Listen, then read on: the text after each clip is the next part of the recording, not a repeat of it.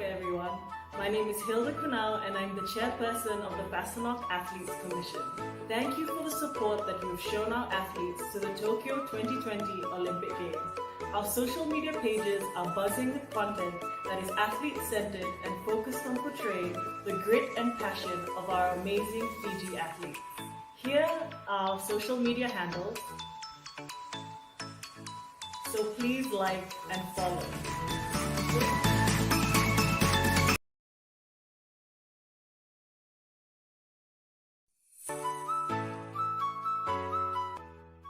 Bulavinaka, na edango nao mi wanganinrola, taundove ira na walisilisedaki, na Sarote Athletes Commission. Taumanda ki tuve wavinaka valievu, ena nomuni veto konitiko, ve ira na nandamata timini viti, era waka itabitiko mayana ngito lebu ni burubura, na Tokyo 2020 Olympic Games. Na neito e wata ni vetartara, ena vola mata na Facebook kena Instagram. Era oso ndringi tiko ena kena kamburaki watamba kindo tiko ena nanrawaka itabi totoka ko ira ndongi to romolio mo kito kerea kanuitaka nyoni na tale taka kanina salmure tiko na kena kamburaki tiko na kenre tuku na ndongi to ena wata ni vetartara ongo nanuitaki ninda na veto koni tiko mai ninaka.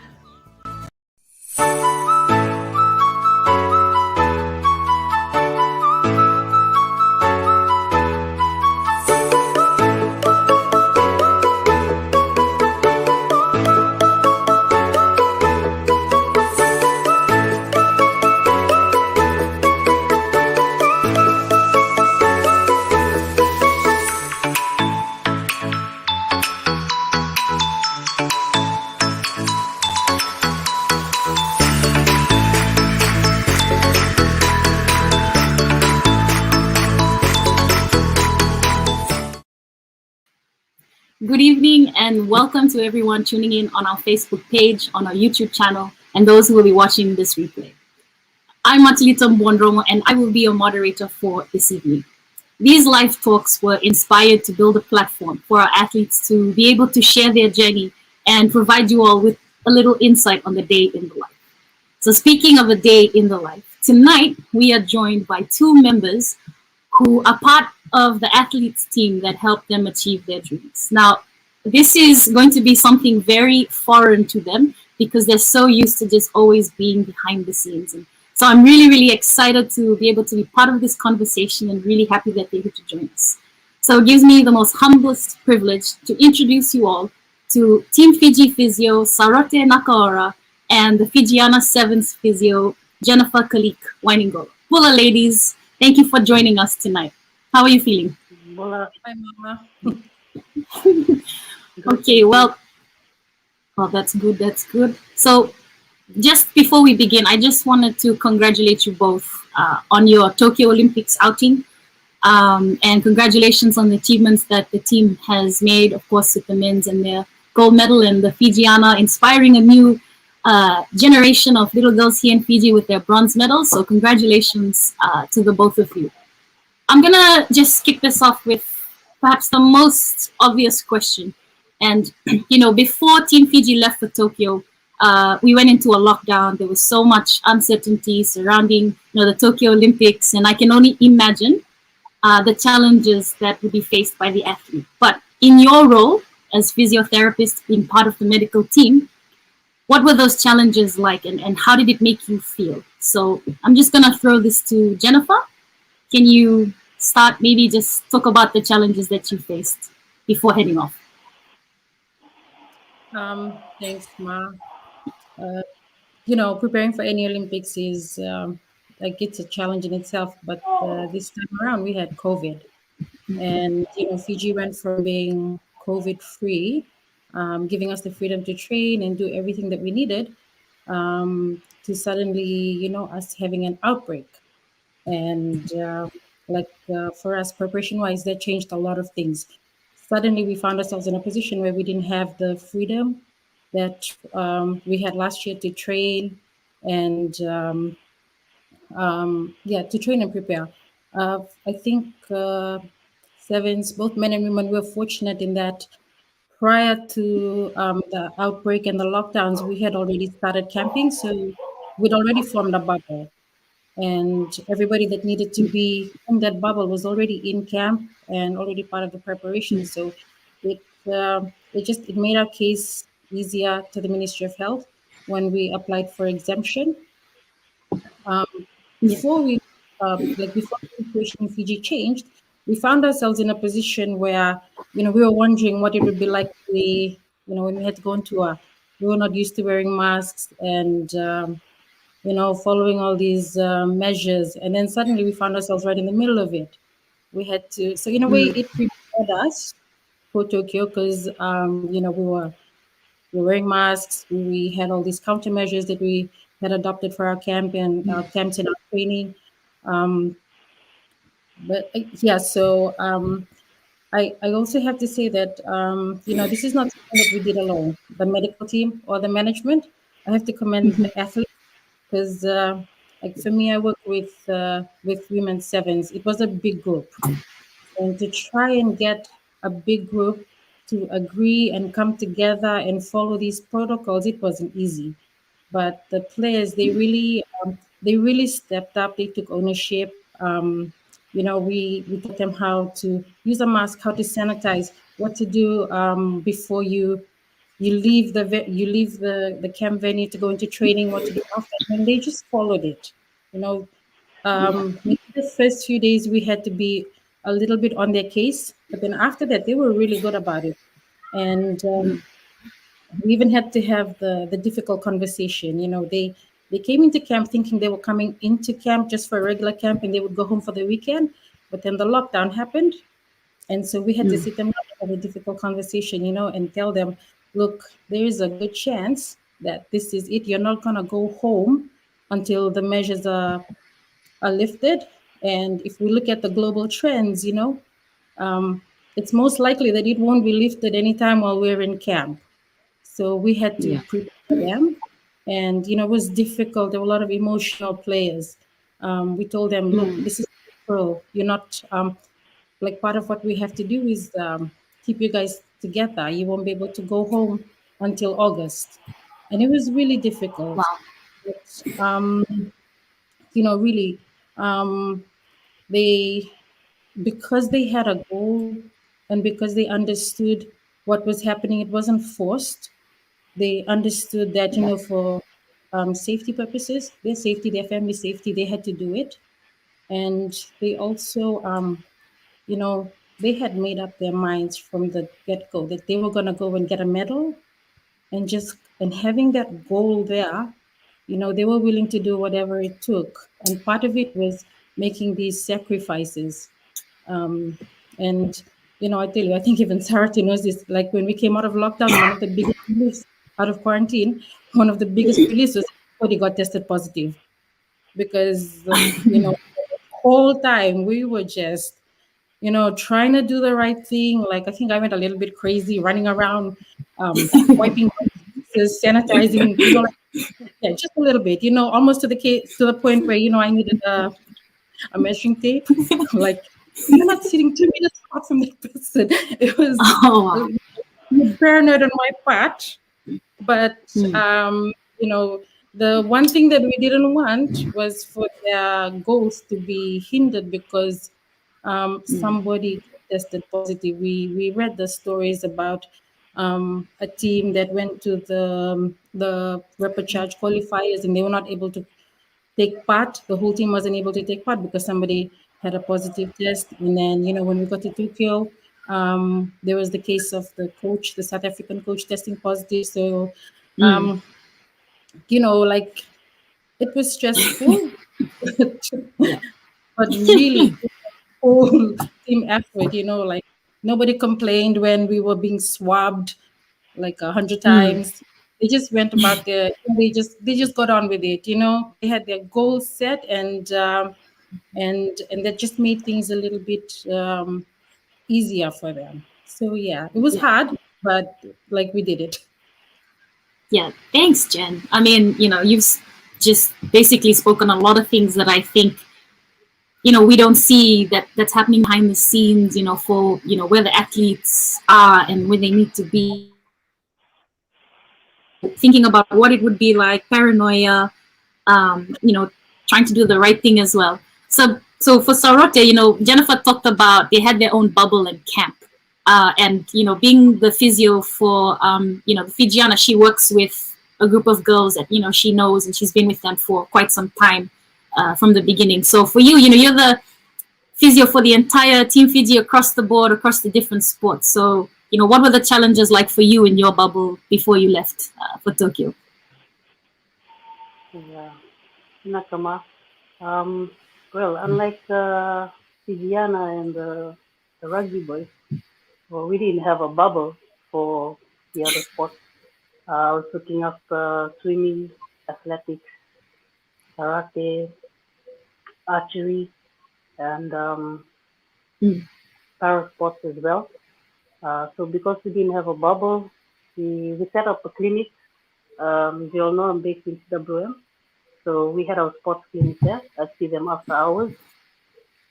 When the lockdown happened, all this we couldn't have this anymore. We had to close the clinic down.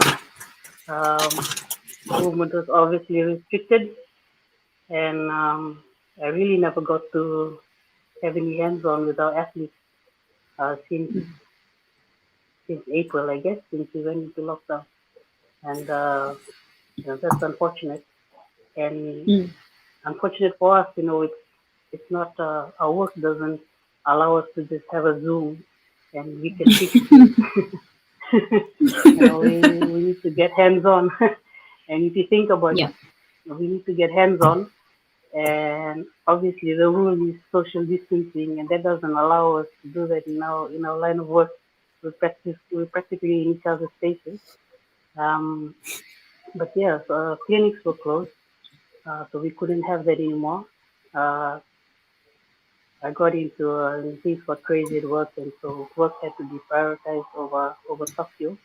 I think, and it was all the way until a week before leaving. But I'm not too sure how. I know the athletes also struggled with preparations. They didn't have the luxury. They didn't have the opportunity to go and train at the venues that they wanted to. Um, all in all, I must say it was quite an experience for all of us, mostly the athletes, and preparing for such an event like the Olympics. Um, if there's one thing you see the positive side of quarantining was when we got to Tokyo, we were there 2 weeks earlier, so that was probably the best. I could catch up with Fiji for the rest of for my athletes. So I appreciated the quarantine time. So the one time I can get to say that.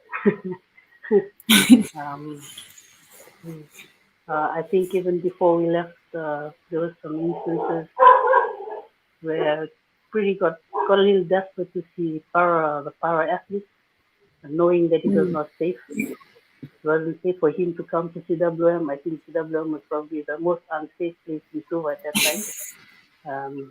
I didn't know about his whereabouts and his movements, so but we still managed to. I'm not sure if I should say this, but sneak him into clinic and let's have a look at him and try to sort him out. Yeah, that was pretty challenging times for everyone, but mostly the athletes, I must say. Yeah. Oh wow.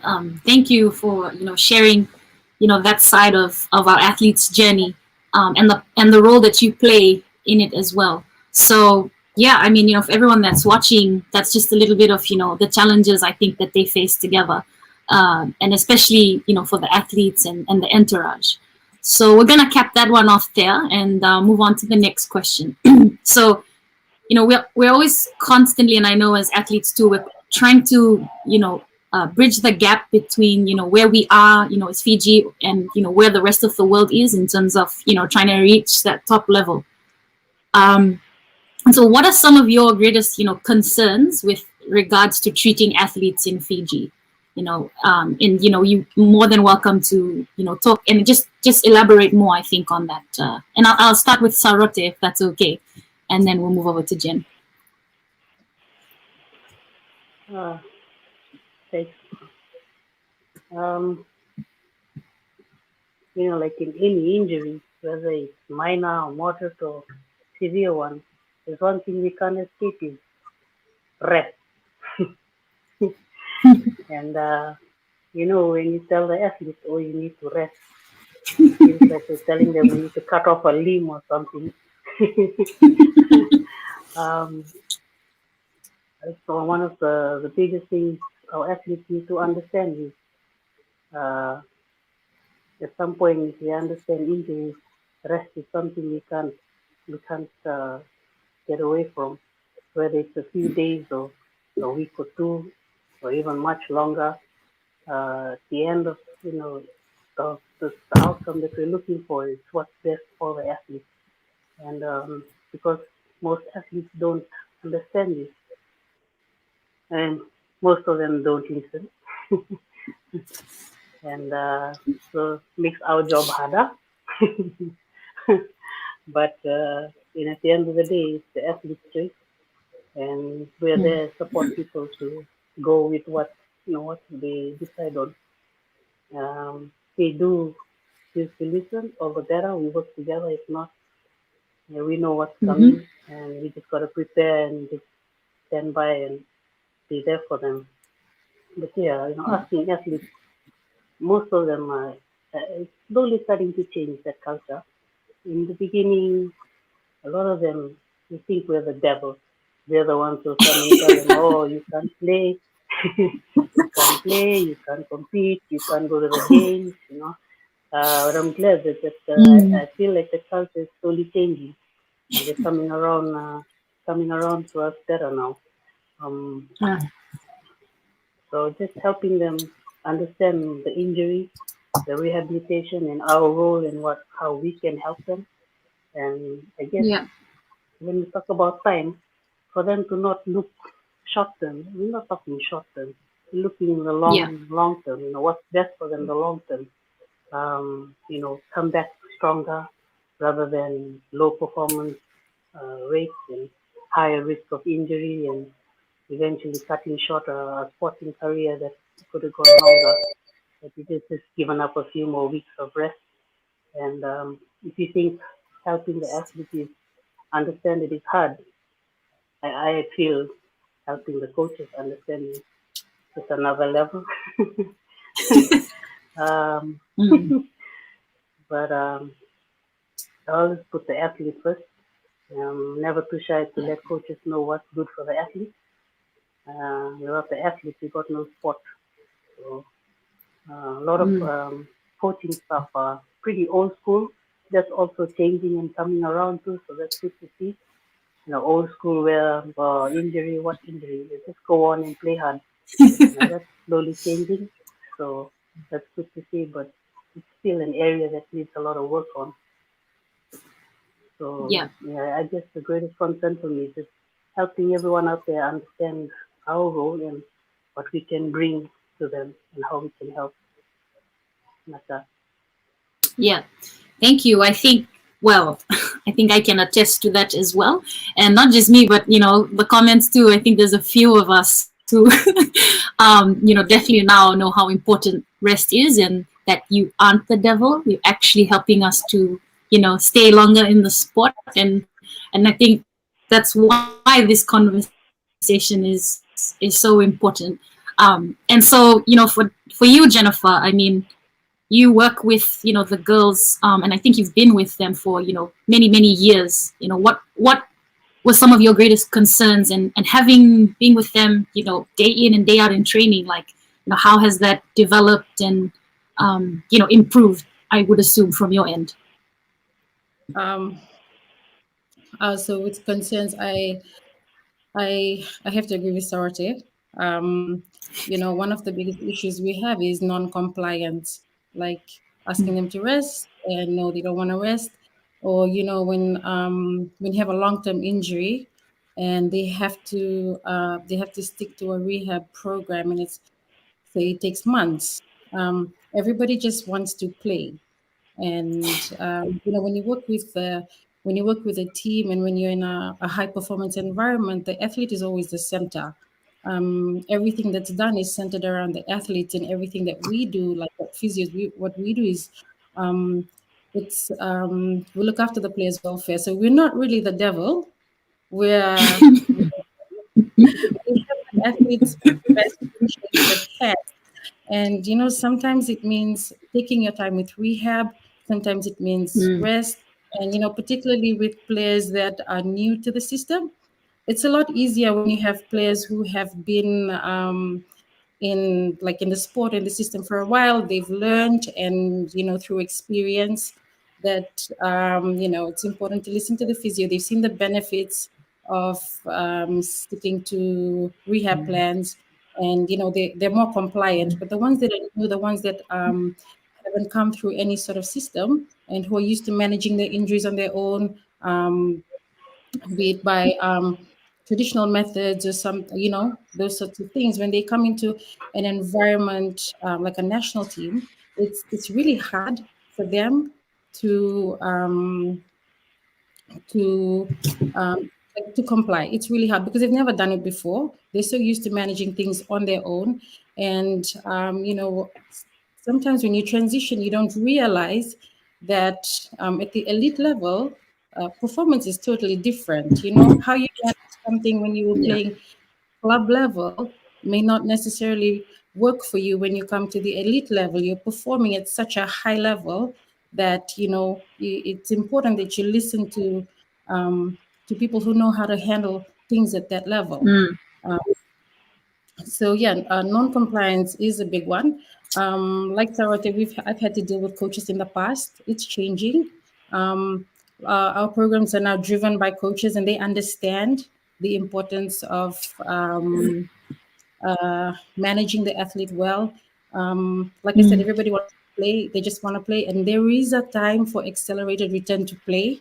For instance, if you're 2 weeks out from the Olympics, and you know that you can safely get this athlete back in time, you can accelerate their rehab and their return to play. But if you're in the beginning of a season, and like Sarote said, short term and long term, there really is no need to to put the athlete at risk and try to rush things when you can take your time, because the long-term benefits outweigh the short-term benefits. You're looking at the bigger picture. You want to prolong their career, and you don't want their career to be cut short because of some poor decisions made regarding their injuries. So it's like something we're working on, and it's a work in progress, is just getting the athletes buy-in to what we do, because really at the end of the day, we are there for them, and everything we do is to help them perform better. We support the system that the coaches have in place to help them perform better. We're really not the devil. Thank you, Jen. Sorry. I really, Ma, can I yeah, say go one? ahead. Sorry, Ma, can I say Yes, one last thing? please. Yeah, I think one when you come to a physio, if your physio is good enough to know the sport and what is expected of you, when you come and you're lacking in a lot of areas, the physio will pick it out, and that's probably one of the reasons they don't like coming to us because we'll pick up all their faults. But the thing we want to put out to them is, we pick those faults up and then we help them. It's not a way of, don't look at it in a negative way. We're there to help. Yeah. To help prevent injuries and help them perform better. Thank you both. It's really interesting what you shared. Definitely so much truth. I love how, Jennifer, you talked about, the long term significantly outweighs the short term. And I think one thing that I picked up, maybe as an athlete as well, is just, that fear. And I think that's why we feel so rushed. And I liked how you talked about that transition from, club level to elite. And so that leads me to my next question. How important is it as a physiotherapist to build a relationship, with the athlete, and why? And I feel like we were sort of going on to that topic. And so I'll just start with Sarote. So Sarote, how important is it, as a physiotherapist to build that relationship with an athlete, and why? And maybe some of us athletes who are listening in will have a fair idea and will come running to the physio studying when the borders open. So thanks, Sarote. Okay, thank you. Well, for me, before you walk in as an athlete, before you're labeled an athlete, you're a human being. Just like any other human being, there's probably a lot more going on off the field than on the field. Leading up to injuries and your performance, I think maybe a lot of people don't realize, but you come with a lot of baggage on you, and most times that sort of affects your performance. And when injuries come up, understanding the biology and the physiology of injuries is not that difficult for us physios, but it's trying to trace back the steps and see why it happened or the root of the problem. And you'll be amazed. It really doesn't have much to do with training or have much to do with the sport itself. A lot of other things going on outside. And you get to understand the athlete and know about them. It's probably a bit more spot on how to deal with it. And you realize that you need more than just a physio to help this athlete out. There's a lot going on here and a lot going on there that, all these other contributing factors.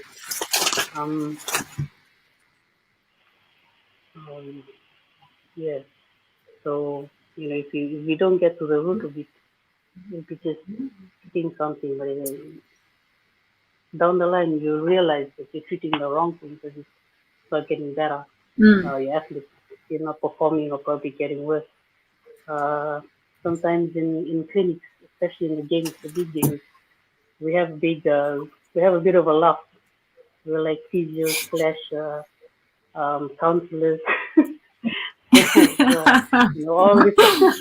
all these other hats we have to wear. These athletes get comfortable enough to just come and hang around in the clinic when they have nothing else to do or whatever. And for whatever else is going on in their life, if it's helping them, whatever we're doing, just lending an ear to listen and probably offer some advice when we can, or seek some other advice or help elsewhere if we can, just to help them, help them be better at whatever they're going through. Then, it's anything that helps them improve on their performance is good for everyone. So wow. I think That's something that we should. I think we're slowly getting to it, but still not big enough or fast enough. Is mental health. I'd love to see mental health. I'm happy that Fiji is finally coming on board into sports in Fiji. A few other areas is still lacking in nutrition, and mental health is something we definitely need to bring on board. Because, I'm sure by now we all know how strong the mind can be, and unfortunately we're not professional psychologists, but we try our best. But yeah, CPC is bringing on psychology, so that's good too. and just establishing trust with athletes. Once we feel that connection and they can come to learn that we're just being there for them, just helps all around, I guess. Okay. Naka, yeah, wow. Understanding the athlete to be able to, treat the right thing. I think one thing I thought of was, I think unconsciously as athletes, we come to the physio rooms and we lie on the bed and we just start like, talking and tarano, and then of course, when they're like rubbing your knots and then, trying to figure out, and unconsciously we're actually, just, laying everything on that table, literally. And it's so good to just, have the physios there, just to listen to you and tell you off from time to time, which is sometimes what we need to be able to be better athletes and move on from there. So Jen, how important is it to build that relationship, and why for you being in the team sport? Oh man, listening to Sarote, the number of times players have walked into the clinic and I've been like, okay, not today. I don't want to listen to but because we have that relationship with them, we can talk to them, and they know we're joking. They know we're joking, of course. But what Sarote said is really true. They're athletes, but they're human, and they have feelings, and they are susceptible to different stresses. Mental stresses, psychological, emotional stresses, and it's important that there's somebody on the team that recognizes that. Sometimes, the training environment, like it can be very mechanical, just routines.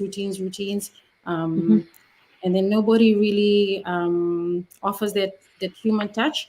And so find that the physio room or the clinic is where it all comes out. And and so I think, just like naturally over the years, you learn to,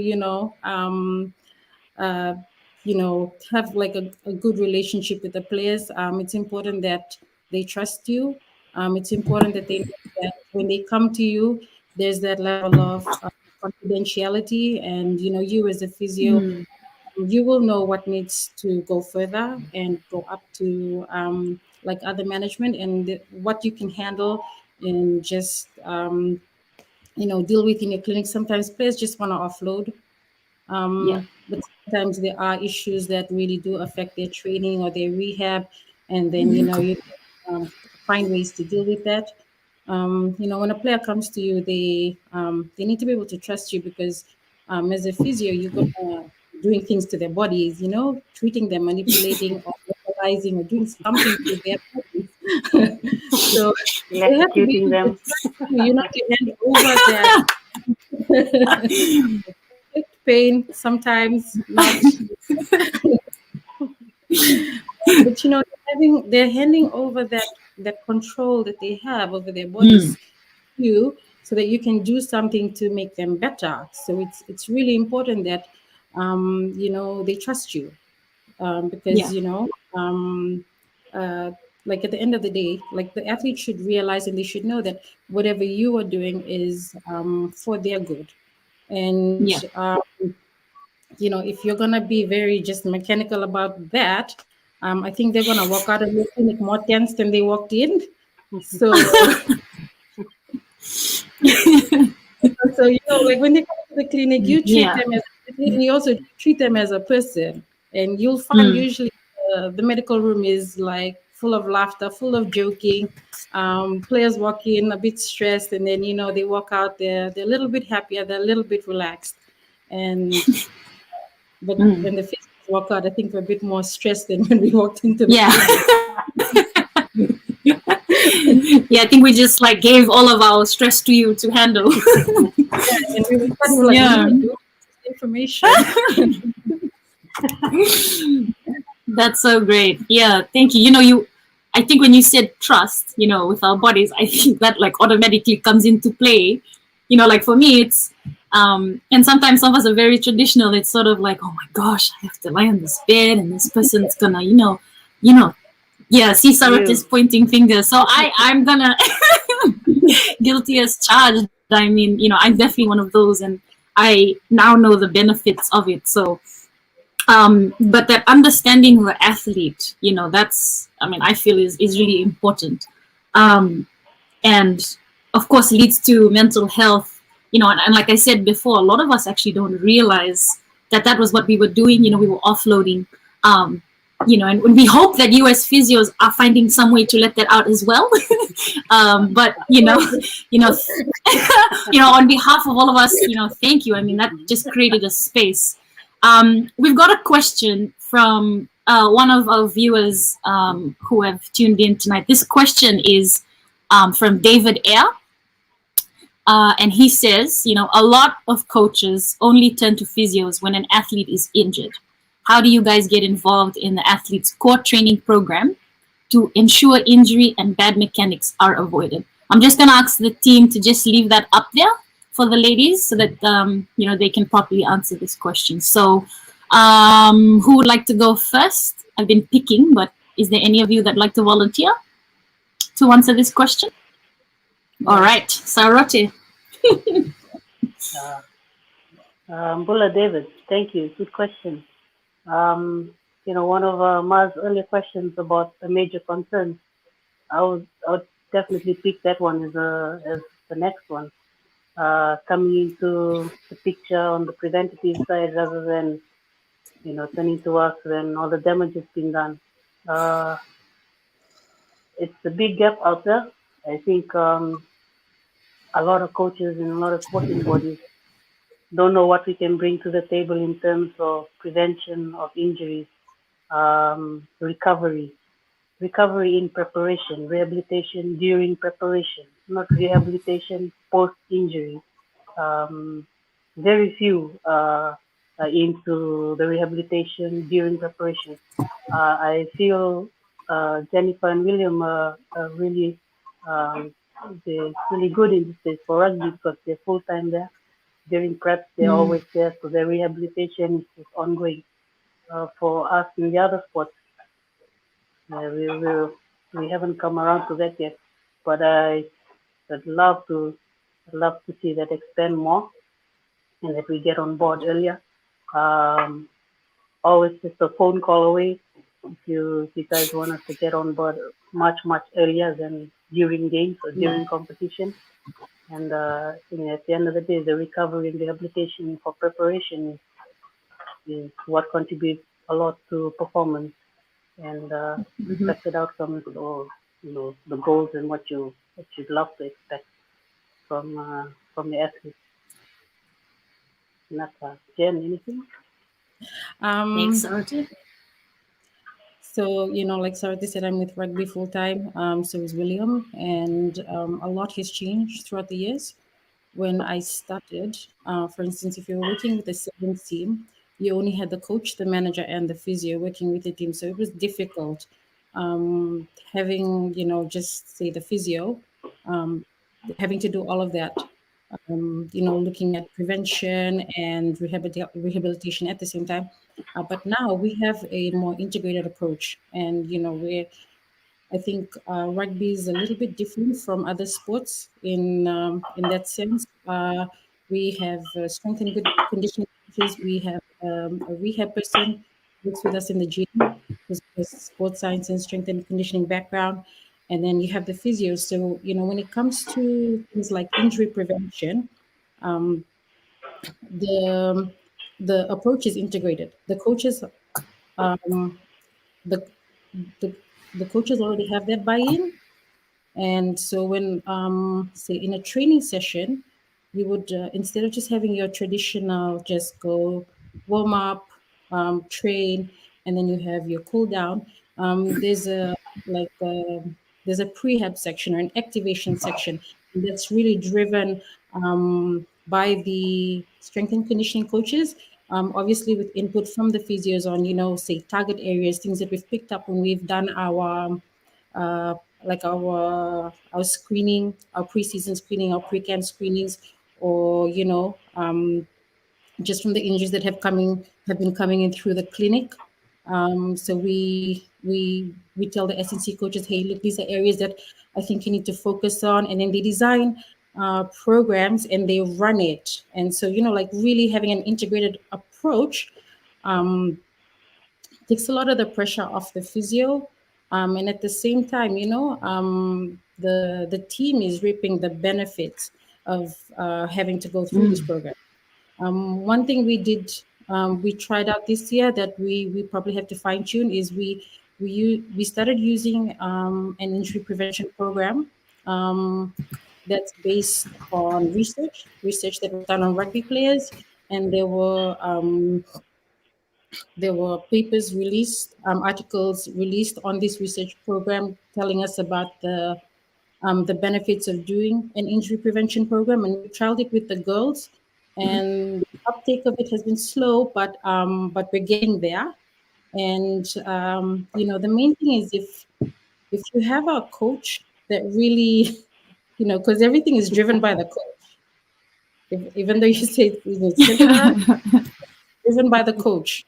And if the coach, like if you can get the coach to buy in, you can fit everything in to your training, Yeah. to your everything, But you just got to get the boss to say yes.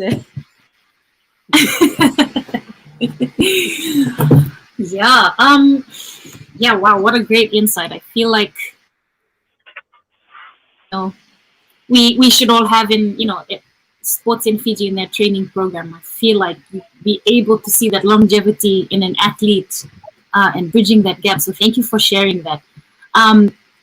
We've been speaking for over 40 minutes now, and we've got another question coming in. So time really flies when you're having fun. You guys are having so much fun, I can tell. So if it's all right, we're gonna take another question from this one is from Elena McDonald, and she's asking, with all that you have to handle, how do you keep up with those pressures? How do you de-stress? So I'm gonna start with Jen this time. Jennifer, how do you de-stress all the pressures that we give you? I am not alcoholic. I will just say that. Just like an athlete, they need their support system. And when you're in camp, the management and your support system, we also need, and we have our support systems. So having a good management team. So during the 5 months lockdown, the 5 months away, while we were preparing for the Olympics, the management, we were a lot of the times we were able to just de-stress, offload onto each other, and help each other out through that. It's really good if you're working with a group that you get along with. That's really important. Being along with the group that you're stuck with for a very long time. And also we have colleagues, like I know Sarote, whenever we travel together, she gets to hear a lot of my stresses. And Yes. the men's team, it helps when you have good like a good management team that you're working with. You have colleagues that you can always just go to for a second opinion. You don't want to be making a poor decision when you don't want to make a poor decision when you're under a lot of stress. So it's good to always just um, talk to your colleagues. And then also there's family. Picking up the phone, talking to your family, just offloading. The last thing you want to do is, just rock up and yell at your players, because that's unprofessional. And if something happens, but good thing we have a good relationship with the gang that we work with. But yeah, having a good support system. I'm fortunate. I've got friends who psychologists, so sometimes I go talk to them too. So yeah, that's what I do. That's how I handle pressure. Okay. Oh, well, thank you for sharing that. Sarote, what about you? How do you de-stress? Oh, Exercise. oh, I love it. Oh. Yes. For me, exercise and spiritual work. It's like these are the best tools to help you through it all. Wow. Well, there you Yeah. go. So just being mindful of time. We're like, again, this conversation is so good, but unfortunately, we're really trying to stick to time here. So we just got two more questions from our end, and we're gonna take it a bit more light questions. So, what has been your greatest experience as a sports physio? What are some of the great aspects of your job being a sports physio? Sarote, do you mind going first for us? Uh, Greatest experience in sports. I choose 2015 SPG in Papua New Guinea. Um, my first outing was in 2011, Newcastle. That was my first outing in sports physio. And I think just the way I am, with anything new I'm getting into, I just like to just stand back and watch and observe and see where I really fit in or what my role is like. So that 2011 was pretty much that for me. Um, then there was another two games, 2013, 2015. I guess with experience, you slowly learn to understand your role and what you can offer the teams and the athletes. But in 2015, I came across a bunch of good sports people, athletes and management that were pretty open for us to come in and do our work. They weren't shutting doors. They weren't trying to be know-it-all. They actually asked for help, and so it was very encouraging to see that. I guess it made us feel a lot more part of the team to come in and do our part and have everyone looked after well. Um, 2015 was pretty crazy game. It was a lot of work, very busy, but at the end of the day, when you see your athletes getting their gold medals, uh, it makes all the hard work worth it all. You forget about all the late nights and everything and all the psychology sessions and all the dramas. At the end of the day, it's seeing your athletes, actually be at their best potential and be at the best and get Mm, what they were working so hard for. That it just pays off. So yeah. 2015 was good because I think I worked with a lot of good dynamics in the team. There was women's basketball, hockey, swimming. There's a lot of good people out there, which is rare to find in Fiji. So coming across people in that area that allowed us to come in Mm, and you know, yeah. do our part was pretty good. It helped me. It was big motivation. It even showed me, the actual what I actually could bring to the table, and Mhm. yeah, it's really good. Thank you. Yeah, thank you, Sarote. Wow, that's so great to hear. And, I'm gonna throw this to Jennifer now. So, Jen, what are some of the greatest aspects of being a physio in sport, and again with Fijiana, who you've been with for so long? Being a physio can be quite fulfilling, especially when you know that you've contributed to something. Um, the highlight for me would definitely have to be Tokyo 2020. Just having worked with the team for so long, and seeing potential over the years, and then seeing them reach that potential at the Olympics. That was amazing. I've witnessed the men win before, but it wasn't quite like when the ladies won, because I was part of their journey. So it was Mm, such a great moment, not only as their physio, but as a female, it was a great moment. Just we're so used to cheering on the men and seeing, and it's expected of the men. yeah. The expectations are so high when it comes to the men, but everybody loves a good underdog story, and I feel like Tokyo 2020, the girls were an underdog team. Nobody expected much from them. Oh, Just with everything that we've been going through, not only as a team but the country as a whole, to to see what they achieve, and then just that feeling of hope, not only pride but hope when you see them out there that anybody can do anything.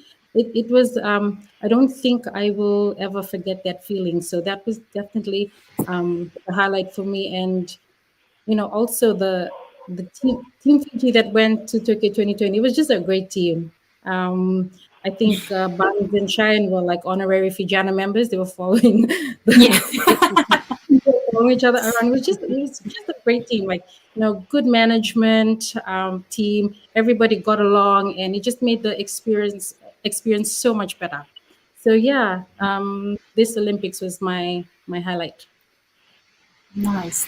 Yeah, man, congratulations. I mean, how rewarding was that for you? And I mean, like everybody else here in Fiji, I was watching that, like freaking out and just, being one of those people who just, been watching Fijiana from before, just beyond happy for them. And, just that hope that they inspired was just so amazing. So, kudos to you as well and the team and the girls. And we look forward to, what's to come. So, we're really running out of time here, but we've just got one more thing to talk about. And so, let's talk about healthy living and wellness. So this is going to be something a bit away from, your usual physiotherapy talk. So let's talk about healthy living and wellness. So can you elaborate on, to end this session, can you elaborate on what that looks like, healthy living and wellness? And for those of us, including myself, taking a break from sport and having become that inevitable couch potato, and those who, want to start that journey but don't know how, what does that look like and how can we achieve a healthy living lifestyle? I'm going to throw that to Sarote. So, Sarote, if you can just... oh, over to you. Thank you, Ma. Well, who's at risk of NCD? Everyone is.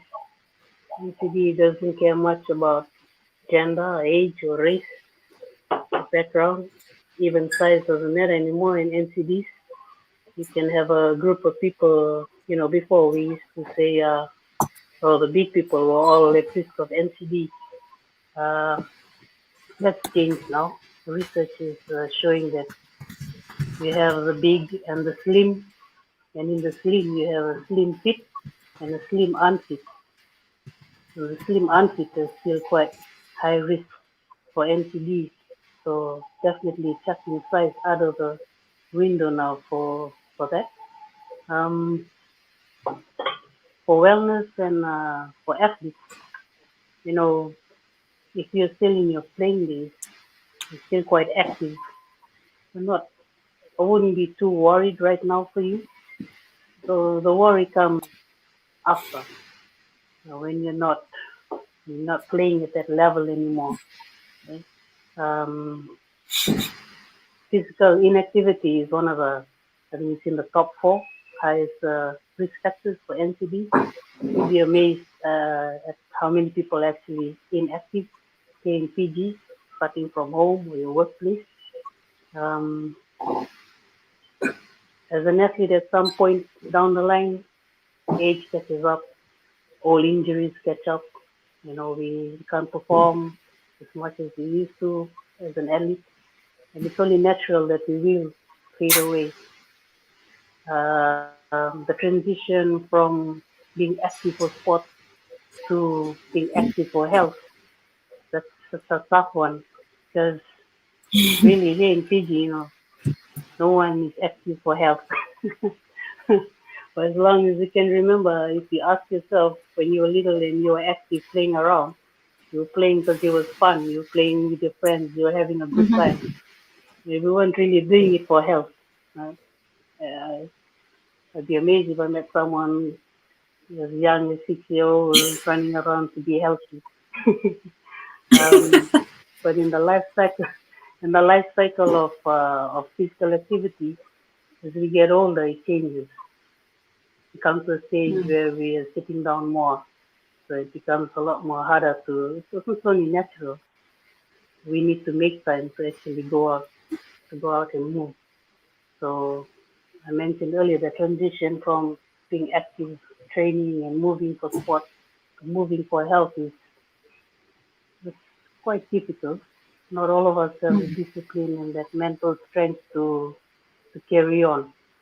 Um, you ask, what can we do? I'm sure, Ma, for you now, you said you took a break.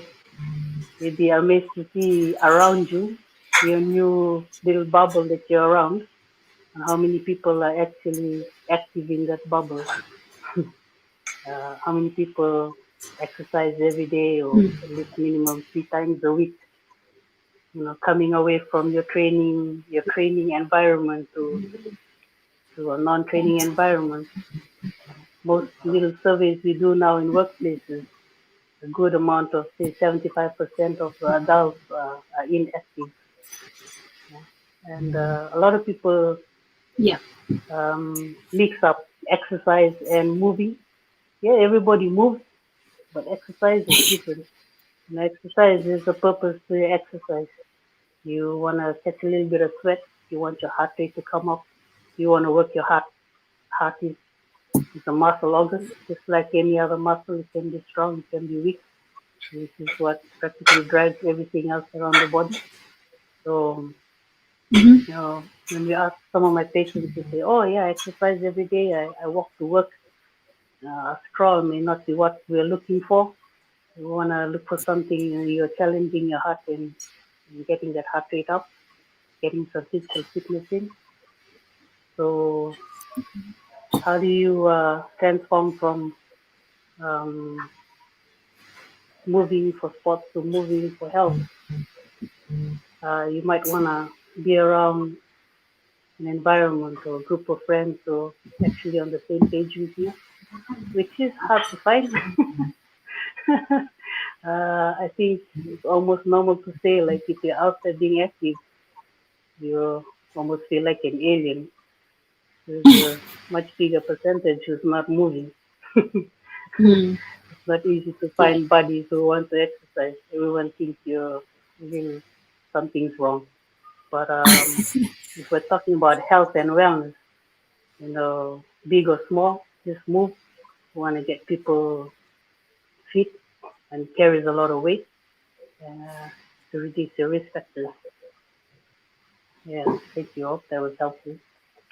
Yeah, no, it really was. I think one thing that just did a light bulb in my head was training for competition. Yes, taking the break. I think I realized later on that what I needed to do was actually just to start exercising for health. I could definitely feel that difference, and I think yeah, I definitely felt the difference. So for anyone out there, it really, really is important. I was that kid that just ran around just to play, and since not being moving, it definitely affects your health. I think for me, I was just more exhausted, if anything. And yeah, we're actually wrapping up now, but I just wanted to ask if Jen wanted to add anything onto that um, in terms of healthy living and wellness, Jennifer, before we wrap up. um, like when you talk about exercise, yeah, I know there's a lot of trends out there, and it doesn't have to be expensive. You don't have to join a gym. You don't have to, if you can't afford it. You don't have to join these classes if you can't afford it. We've got a lovely seawall out there. We've got parks out there. It doesn't have to be expensive. So really, when it comes to taking care of your health or getting active, we really don't have an excuse. We have a lot of free times on our hands right now. I feel like I'm talking to myself as well. Don't laugh, both of you. Yeah, we've got the time, and we've got this beautiful country that we live in, and you can just walk out your compound and pick up the pace a little bit and get active. So yeah, Maka, it's to be expensive. that's Yeah. yeah. Thank you so much. To everyone Sorry, that's, add one last thing. yeah, please do. Go ahead. Yeah. To what Jen said, exercise is what we call free medicine. Doesn't cost a thing. It doesn't have to. You open your door and the road is there. I've never known of anyone in Fiji has to pay to use the road. So there's really no excuse. But it's sad because I'm based in the hospital. It's sad when we get people come to us with complications, and then we tell them you need to exercise. I'm pretty sure somewhere, probably 10 years earlier, before they got the complications, they were told they needed to exercise. So, I like to tell my patients, you either do it now. It doesn't make sense coming down 5 years later to be told the same thing. So, we like to help when we can before things get uglier.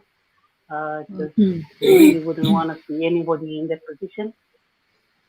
It's just as a minimum of 150 minutes a week of exercise, moderate to vigorous intensity, and that should be good enough to keep you out of trouble. Naka. Maka. Yes, thank you both. Wow, so many great messages. What a great conversation we've had tonight. Unfortunately, we've actually passed our mark, so we're gonna wrap it up here. And thank you both so much for coming on this live talk and just sharing with us. We know it's not your it's not of you to be in the front, but we felt that this is so important, and we love hearing from you both just as much as we love coming to the physio tables and lying there and getting our rub downs. And to everyone else that's watching, thank you so much for joining. Again, move for health, exercise for a purpose. Exercise is free. Really take those to heart. We hope that everyone was able to get something out of this session. Thank you again to our two wonderful ladies and physios. I'm sure that all of the athletes that have been watching cannot wait to come knocking on your door soon. We look forward to the future journey to come. Before we leave, if you haven't already, I'm going to ask the team to just pull up our social media handles. Please follow us on Facebook, Fastenok Athletes Commission, on Instagram at fastenok.athletes, and our YouTube channel, Fastenok Athletes Commission. Our hashtag is #AthletesMatter, because they do. And as you heard from today, it's about the athletes, and they're at the center of everything that we do and everyone else. So with that being said, we're going to say good night to everybody. Have a lovely Sunday. Thank you very much, Jennifer and Sarote. Everybody take care and stay healthy. Thank you.